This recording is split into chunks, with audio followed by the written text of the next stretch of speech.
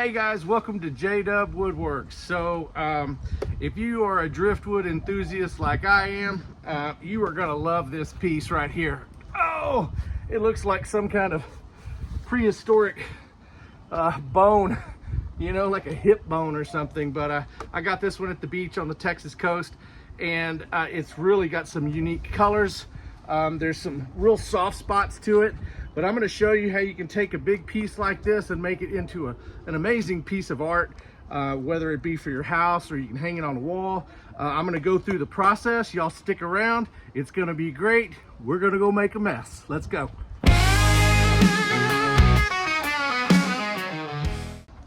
All right, so before we get into this whole thing, because there's some soft spots on there, I've got to remove that, obviously. I can do that with a sander, or I could use the grinder. This is the grinder attachment that I'm using. I've got it off Amazon. I got the link below. Pretty inexpensive, but it really helps speed up the process, especially on these nasty sides, where you've got all of these divots and cracks, and like I said, it's kind of soft, so I need to get that cleared up. On the part that's nice and hard, and let me flip this over. On this side, I'm not going to use the grinder. I'm going to use more of the sanding on this side. I really like the color. I don't want to take too much off. It's already smooth. You get the idea. So just take your grinder and start removing the really soggy pieces or soft, wore out pieces. That's all I'm doing here. It can get really messy. Just take your time. Be careful. All right, so very, very soft in here. And honestly, it's just soft all on this back side. I could just peel it off. You could put a wood stabilizer or a wood hardener on this, but again, I've got a lot of room left to work with, and I think that there's gonna be some harder wood. But you can see I could dig my hands right into this thing. So that's all got to come out as far as I'm concerned. It's just way too soft. Heck, it's damp. And this has been inside for quite some time. But you can see I'm shredding this. So I'm just going to keep working with the grinder and remove this softer wood. But it's all this has got to be come off.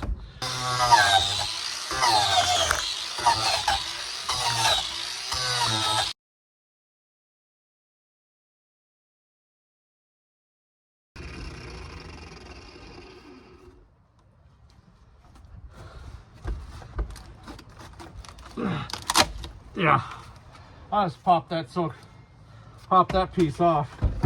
It's got to come off anyway. All right, let's work on this thing right here. I'm gonna slide you back a little bit. I don't want you getting injured. Okay, there you go. Hopefully you got a good view of that. Let's take you up a little bit. There you go. All right.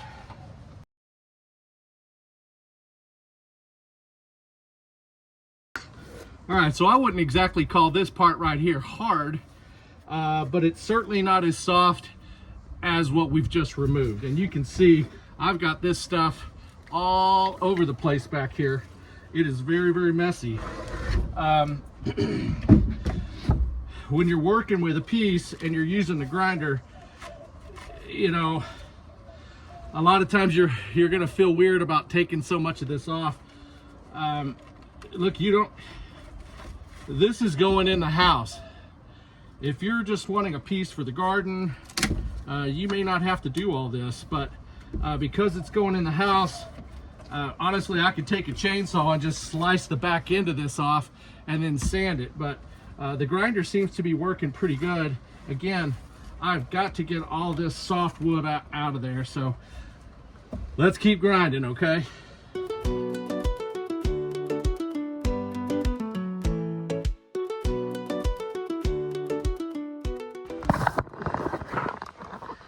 All right, so I flipped it over.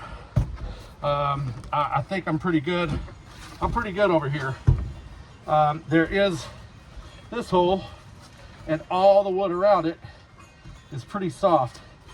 Well, that goes right through here, but that's okay, because honestly, I think a hole right there is not too bad. I'm gonna have to bust that out a little bit more, I think. Yeah, because it's just gonna fall apart once I get it in the house. As I'm trying to finish this piece, that's all part of that rotten core of the tree, just from being waterlogged for so long. I can just pop these little pieces off, and that's okay. Don't worry about it. Don't worry about it. Let's see here. Yeah, that's pretty good.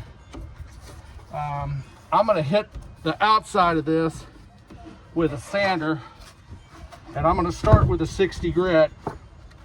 I'm not gonna worry about the backside right now, because honestly, I have zero vision on what this is gonna be. It's a cool piece, but again, not knowing what it's gonna be, it's hard to start designing it, but I knew I needed to get the piece cleaned up, so that we're being successful with right now. So I will beach sand. Let me go get the sander. I'll start with the 60 grit and go from there.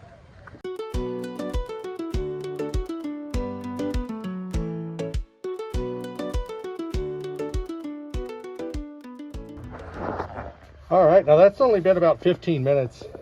And you can see this has gotten nice and smooth. There's still some little divots and things like that. That's okay. And I'm not worried about some of these crevices because I like the whitewashed color. So I've got that whitewash and then more of a bare wood. And I'll use the same technique out here to where I don't lose all of that. I want to keep some of that color. Same in here. I need to clean up the hole. And I'm just going to continue to work through pieces and areas like this. That way I can focus on just shaping it and cleaning it up, removing any of these really soft pieces. Go ahead and sand those down. And granted, you don't have to do that. That's a personal preference for me. You could leave it more rough, or you could sand it all the way smooth to where the whole thing is natural wood and you don't have to have any of the gray, but you know, the gray's pretty. So anyway, I'm going to continue to do that on the front side, or this top side, and we'll just keep at it. Okay. By the way, subscribe. Okay, I appreciate all my subscribers. Thank you so much for everything you do for me and the channel. JDUB-Woodworks, the wood with hands so strong, from sunrise till the end of daylight long. Driftwood and logs, each shapes a flare in a backwoods shed where stories are shared. Chainsaw buzzes and How this, so you get a pretty good idea of how this is finishing off. Again, I'm just trying to smooth out any of these dead areas that have soft wood. If it's a hardwood, I'm not going to worry about it. Quite frankly, I don't know what I'm going to do with this piece, but overall, this is looking kind of cool. Like I said, I just kind of capitalized on this hole. I'll open it up a little bit more. I kind of like the movement that it has right there. And then you can see from this side, right from the front, it kind of looks, I don't know, I always see different things, but overall it's just a really cool piece. So I'm just going to keep working on it. All right, so it's been a couple of days actually since the last time I started working on this. We got some much needed rain here in Central Texas, so we're very thankful for that. I've got this spot right here. This is part of that core. You can see I'm just sticking my finger right in there. Pretty soft. I'm going to use the Arbortech ball gouge and just see if I can clean this little area up enough and make sure that I don't poke all the way through to this other side. It starts to get a little bit thin in there. I'll take it easy, and then I think we'll hit it one more time with maybe like a 120 grit sandpaper and see if I can smooth this out a little bit more, and then we'll go from there. Okay. Digs it deep. JDUB guards while the town folks sleep. Faces emerge from the timber dust. Works of art from the logs we trust. JDUB's got a talent so rare, so raw. Turns old wood into visions you saw. Each piece tells a tale of days gone by. JDUB. All right, so I finished that off with 220. I did some 320 in a couple of these spots just to see. It seemed like, because this is such a soft piece of wood, I noticed that the higher grit sandpapers, or the finer grit sandpapers, were actually really effective in not only smoothing but not taking off so much of that softer wood. Now I've still got a problem way back in here. It is still really soft, and it's real difficult to get in here, but that's okay, because I am going to experiment today with some epoxy resin and some thickener to fill in these gaps and these cracks. I've never used that product before, but let's go ahead and start that, and I'll catch that on video as well, so stick around. All right, so I ordered from Stone Coat Countertops. These guys are, they're pretty prevalent out on YouTube. They've got a lot of great videos, and there was one video in particular, actually this one right here, that they use this thickener with their resin. I'm not using their resin at the moment, but I am gonna use this epoxy thickener to the Promise resin that I have. And the instructions here basically say that you need to test your level of thickness before the final application. I've got to make sure and get some gloves on. I need to get a mask. And then I'm going to follow the regular recipe for the resin mix, add this as well as a little bit of color, and then apply that to these holes and gaps on this piece. All right, so the thickener is polyethylene, and it's just like a super fine powder, so you really need to be careful. You don't want to be breathing this stuff, and it can cause some irritation if it gets near your eyes, so make sure and be careful with that. I am going to mix these two in here in just a moment, and then go from there. So I followed the manufacturer's recommendations for mixing the epoxy, and I added the mica powder, which was a turquoise, and then slowly added the epoxy thickener from Stone Coat Countertops. Right. Interesting feel, definitely thicker. Well, wasn't quite sure how thick I should make it, so I did a little bit lighter the first time around. Realized I underestimated how much epoxy I needed, made a second batch and made that one a little bit thicker. And so as I spread that around on the piece of wood, I was making sure to fill all of those gaps. Turned out great. All right, so we're 3 days later, and so it has cured long enough. I'm gonna start with a 100 grit sandpaper with an orbital sander, and then just start cleaning up the majority of this stuff. And then I won't get into the details back in here, but we'll capture some of this on time lapse. It's got an interesting powdery feel with that thickener in it. I don't know. We'll see how this comes off. I cannot begin to tell you how dusty this is. So that thickener has made this dust basically very powder-like. So you definitely need a good dust mask and some ventilation. It's turning out really great. I'm enjoying the process. All right, so that's been about 30 minutes. I have gone from 100 grit to 180, 220, 320, and I need to get this thing a little bit cleaned up before I go any higher on the sandpaper. And so I'm going to put some denatured alcohol on a clean rag, kind of wipe this up a little bit. And of course, you know, this is a porous wood, and I'm learning now that this resin, some of the stains that I see, I think are from the resin. Not terrible. I mean, still looks really cool.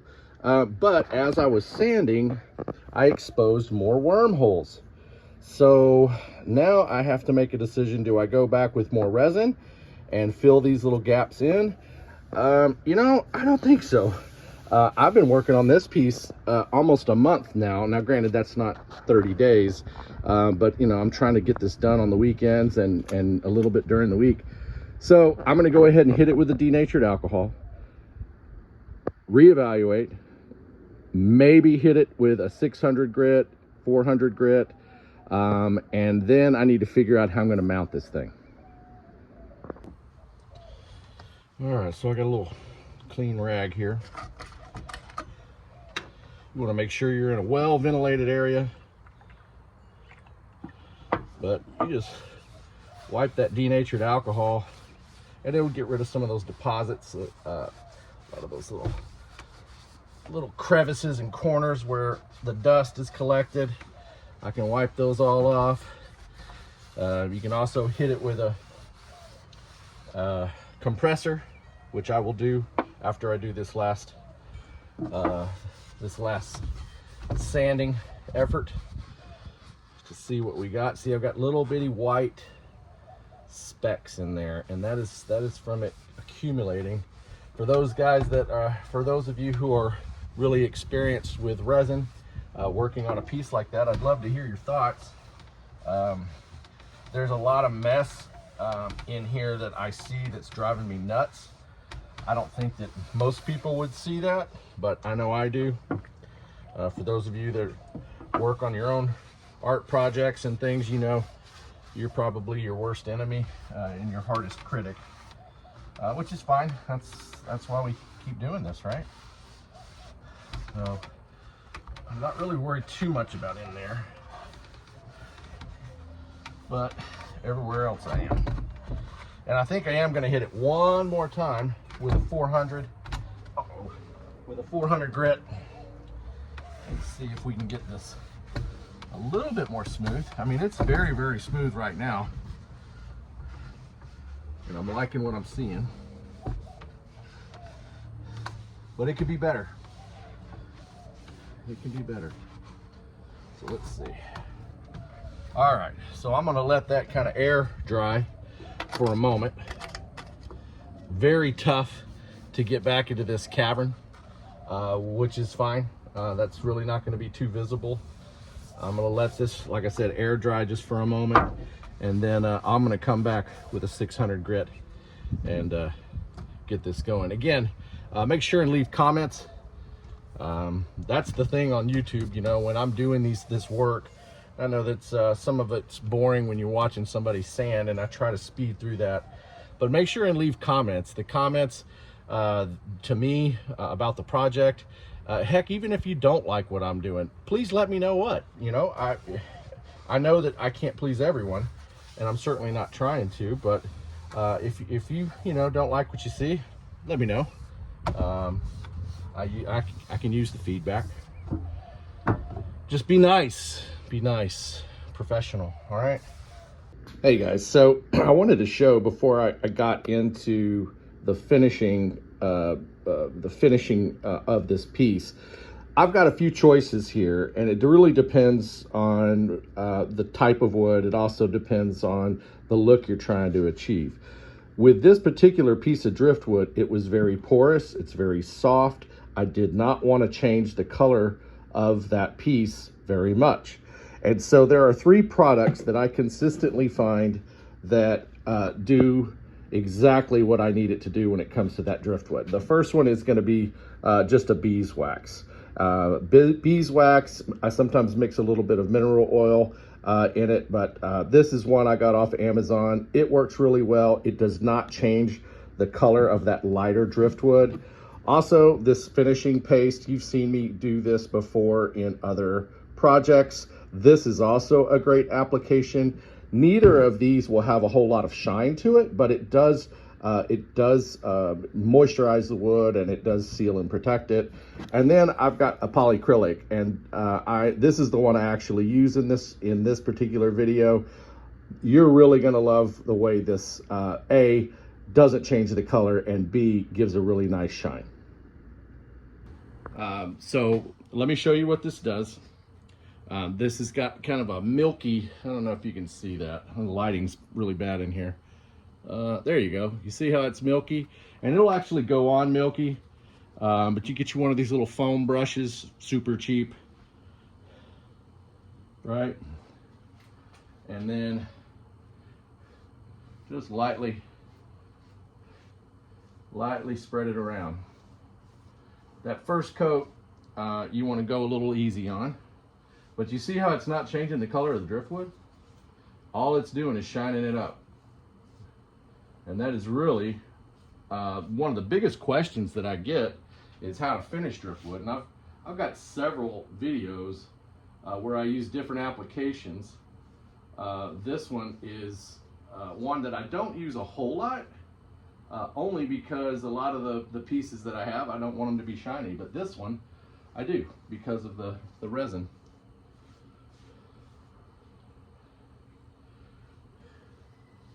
Oh yeah. Now this has got a lot of little holes that the resin's gonna stick in. So I have to be really diligent about going back over those holes, making sure that I get any of the drips. You don't want the drips in there, that's for sure. There we go. So I'm just going over the whole piece, front and back, making sure there's no drips, that it's even, that I haven't missed anything. It goes on really easy and it dries fairly quickly. So take your time. This is where it gets fun, right? Okay, so this will give you a good idea. You can see that it's nice and glossy. You see that? But you see where it's already drying in some spots. And I can see that I missed right there. So I'll just come back, brush that a little bit. But yeah, that's it. I mean, it's got a nice little gloss, a little bit of a semi-gloss, and the colors look really, really good. I'm real happy about that. I need to go over here. I didn't do this side. So I'll keep working this until I've got the entire thing covered with one coat. All right. So I'm actually using an 800 grit sandpaper. I know I said 320, and 320 would be fine, but I think the finer that you go, the better. You're just trying to knock off some of there's these little bitty air bubbles that end up hardening. You might have a hair or a piece of dust. So you hit it really, really gently with the real fine grade sandpaper, wipe it down, and then come back with that final coat. So that's what we're doing now. And I'm just kind of feeling where the rough spots are. I've got a little rough spot in here. Just gonna, nice and easy. I'm hardly applying any pressure. Little air pockets, little bubbles. JDUB strolls along the sandy shore, boots worn down and eyes forlorn, scavenging for treasures cast away where the ocean tides hold sway. With every step his mind does roam, old driftwood pieces find new homes. He gathers memories from the sea, crafts them into dreams that used to be. With every step his mind does roam, old driftwood pieces find new homes. He gathers memories from the sea, crafts them into dreams that used to be.